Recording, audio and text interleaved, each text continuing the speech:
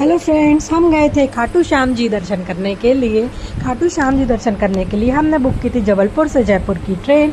सबसे पहले हम गए जबलपुर से जयपुर, जहां पहुंचने में हमको लगभग 16 घंटे लगे थे। तो ये है जयपुर जंक्शन, देख सकते हैं। जयपुर जंक्शन से हमारा होटल मात्र 10 मिनट की दूरी पे था।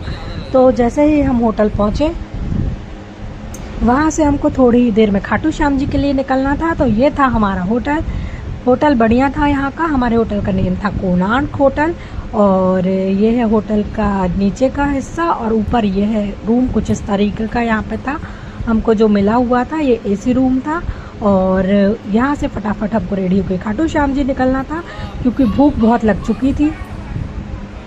तो हमने ऑर्डर किया होटल में डोसा। तो डोसा खाने के बाद हम चल पड़े थे रेडी होके फटाफट से खाटू श्याम जी के लिए। हमारे कैब वाले भैया आ चुके थे, और फिर हम निकले खाटू श्याम जी दर्शन के लिए। तो कैब वाले भैया ने रास्ते में हमको लंच के लिए एक जगह रोका था, इसका नाम था श्री जी ढाबा। यहाँ बढ़िया सा लंच करके हम चल पड़े खाटू श्याम जी के लिए। पार्किंग काफ़ी दूर थी, तो भैया ने वहीं उतार दिया था। तो हम सब धूप थी काफ़ी, तो गमछे वमछे अपने दुपट्टा रैप करके चल पड़े खाटू श्याम दर्शन के लिए। तो वहाँ की गलियाँ कुछ इस तरह की थी। बहुत सारे लोग खाटू श्याम जी दर्शन करने के लिए नंगे पैर इतनी धूप में झंडा लेके उनको समर्पित करने के लिए ले जा रहे थे। भक्तों में अनंत आस्था थी प्रभु के लिए। वो सब नंगे पैर इतनी तेज धूप में बिना किसी की परवाह किए हुए 2-2 किलोमीटर दूर चले जा रहे थे। खाटू श्याम जी के बारे में आपको एक बात और बताना चाहूंगी जो बहुत ही जरूरी है। रास्ते में आपको ढेर सारी दुकानें मिलेंगी प्रसाद की, और बहुत सारी तरह तरह की चीजों की, मिठाई की और भी। लेकिन यहाँ पे प्रभु को सिर्फ गुलाब ही चढ़ता है, उसके अलावा और किसी भी प्रकार का प्रसाद नहीं चढ़ाया जाता। अगर आपको प्रसाद लेना है तो आप बाहर से ले सकते हैं, लेकिन वो चढ़ाया नहीं जाएगा। पंडित जी सिर्फ गुलाब ही चढ़ाते हैं, उसके अलावा यहाँ पे किसी भी प्रकार का प्रसाद, पैसे कुछ भी नहीं चढ़ाए जाते हैं। लोग दूर दूर से मन्नत जिनकी पूरी होती है वो यहाँ पे पहुँचते हैं अपनी मन्नत पूरी होने पे खाटू श्याम जी के दर्शन करने के लिए। ये है यहाँ की गलियाँ, जो बहुत दूर से प्रसाद और फल फ्रूट मिठाई सब की दुकानें चालू हो जाती हैं। हर कोई बोलता है कि अब प्रसाद ले जाइए, पर आप ले जाने की गलती बिल्कुल भी ना करें, क्योंकि वहाँ पे चढ़ता ही नहीं है प्रसाद। और रास्ते में बहुत सारे लोग इत्र भी बेचते हैं, इत्र भी वहाँ पे नहीं चढ़ाया जाता, सिर्फ गुलाब का फूल ही वहाँ पे चढ़ाया जाता है। कोई इत्र प्रकार की चीज़ें नहीं चढ़ाई जाती।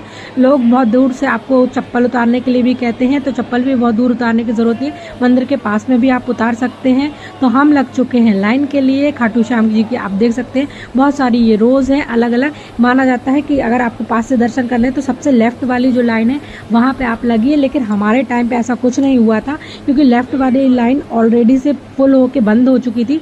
तो हमको जो दर्शन हुए थे ये वाली लाइन से हुए थे। लगभग ये तीसरी या चौथी लाइन है मेरे हिसाब से जहाँ पे हम लगे हुए थे। ये है हमारी लाइन, और जो बाबा हैं, बाबा लेफ्ट की तरफ रहते हैं, उनके दर्शन लेफ्ट की तरफ से होते हैं। ये चूँकि गर्मी का सीज़न था, थोड़ा आज कम भीड़ थी लगता है मुझे। और ये भी आप ध्यान रखिए, अगर आप जाते हैं तो सैटरडे संडे ना हो। सैटरडे संडे को थोड़ा भीड़ मिलती है, लेकिन आज शायद गर्मी के कारण उतनी ज़्यादा भीड़ हमको मिली नहीं थी। तो जयपुर से हमारा खाटू श्याम जी का टोटल जो फेयर लगा था 2700 रुपये लगा था, और ये एसी कार थी। और बढ़िया हम जो है कार में बैठ के जयपुर से खाटू श्याम जी आ गए थे। ये सीकर ज़िले में है, राजस्थान के। और हमारा सफ़र बहुत अच्छा रहा खाटू श्याम जी पहुंचने का।